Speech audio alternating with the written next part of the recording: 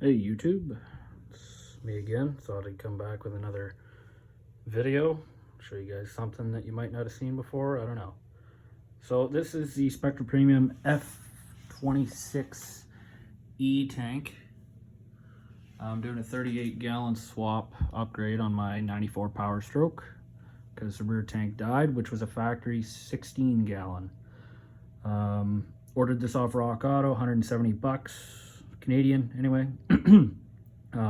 Do not get the DHL shipping, whatever you do, if you're Canadian. Spend the extra money. I know it's a lot of extra money and some of you might be on a budget, but this is the second tank I ordered and I'm sure you could already see it over there in the corner. That is a massive dent that DHL did. Rock Auto sent me another one for warranty, but it is also dented on all four corners as well as another couple of spots. And I refuse to wait any longer because I need my truck back.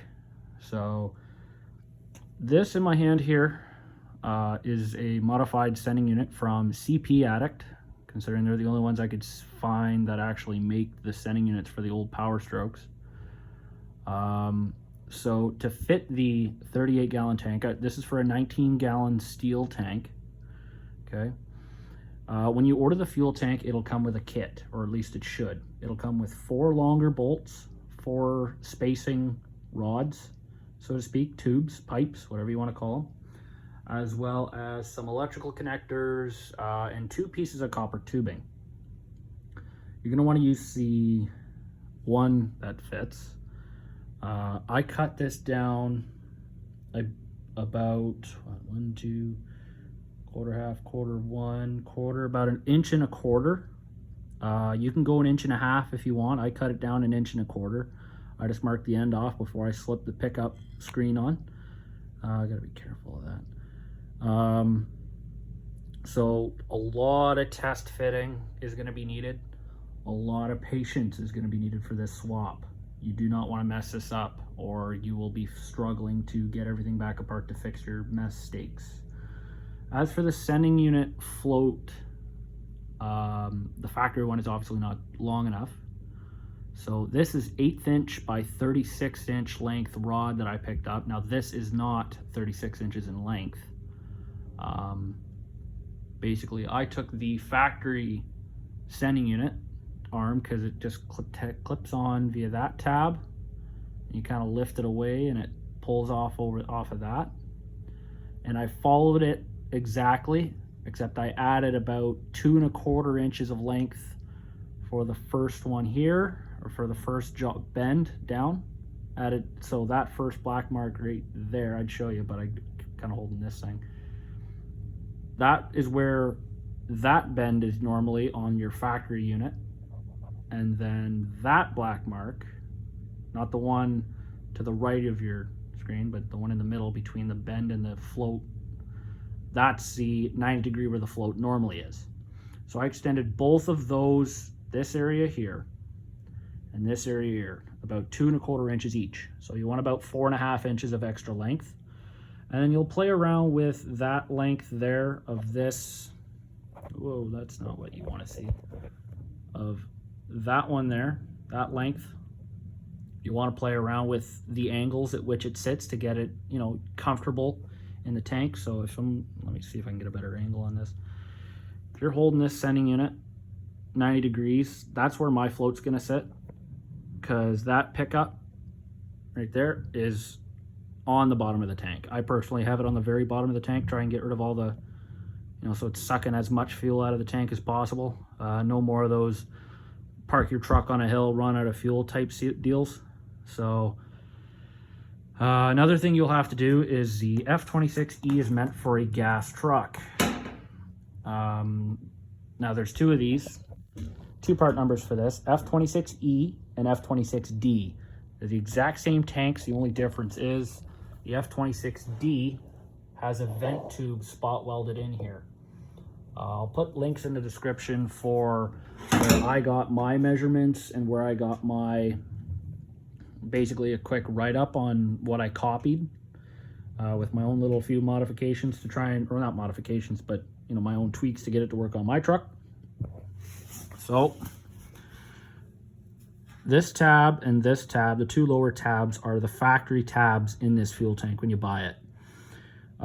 You'll have to I used a Sharpie, as you can see, and some tin snips, and made my own to make sure that the sending unit was in the correct orientation before I did all this modification here. So like I said, you're going to want to take time, take as much time as you need, you know, make sure you're patient with this, because when you want that float or that pickup to sit in that square area. So mine's sitting more or less in this corner here, a little bit right there. It kind of rugs a little bit. I'm not too worried about it. I don't think it should fail. It fits pretty snugly on that pipe that comes with the kit. If you can drop your old tank without dropping the box, awesome. Good luck.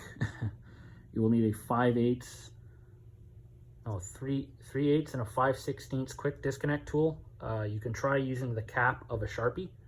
I've seen that on YouTube before. I can't remember the guy's name, but it didn't work for me. Had to go out and buy the tool. It took way too long. And yeah, I just got to buy a new fuel tank vent for the top.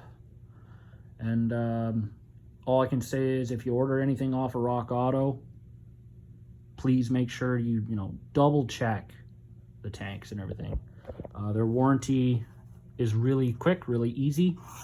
I was worried because this was coming from stateside, I would have to order shipping or pay for shipping for the old one back. They said, keep it, we don't want it. So I've got another Ford Diesel Power Stroke that needs another rear fuel tank, so it will be getting the same upgrades. So yeah, just to recap, compression union on the factory pickup without putting this on, because that normally just slips over that. I cut that tube 1.25 inches. You don't have to worry about the return all that much, just because it's a rubber duckbill like you'd see on like an air filter box. I don't think these trucks produce enough return to really cause the cavitation or aeration of the fuel. That's mostly you're looking hydraulics, like a hydraulic issue if you got aeration in it. But my truck's basically bone stock. I don't think you should be worrying about it. If you're overly worried about this, you can always just, because this kicks out in an angle, use the same length piece as this from whenever you buy it. I bought some brake line, some 6-inch length brake line, just to be safe. All right, 12-inch length. You can always chop it down half like 6-inch, another compression fitting, put it on there, put your rubber duck bill on the end with the clamp that's there. You should be good to go. If you guys like this or you got any questions, leave it down below. I'll try and get back to you as soon as I can. Yeah, and make sure you undercoat. Use rubberized asphalt undercoating on these before you install the damn thing. I'm Canadian. Everybody north of the Rust Belt knows it's a problem, so I don't use oil-based or anything like that, like just the spray-on crown crap. I will actually take this right down with brake clean. Don't even need to sand it. Rubberized asphalt undercoating, spray can.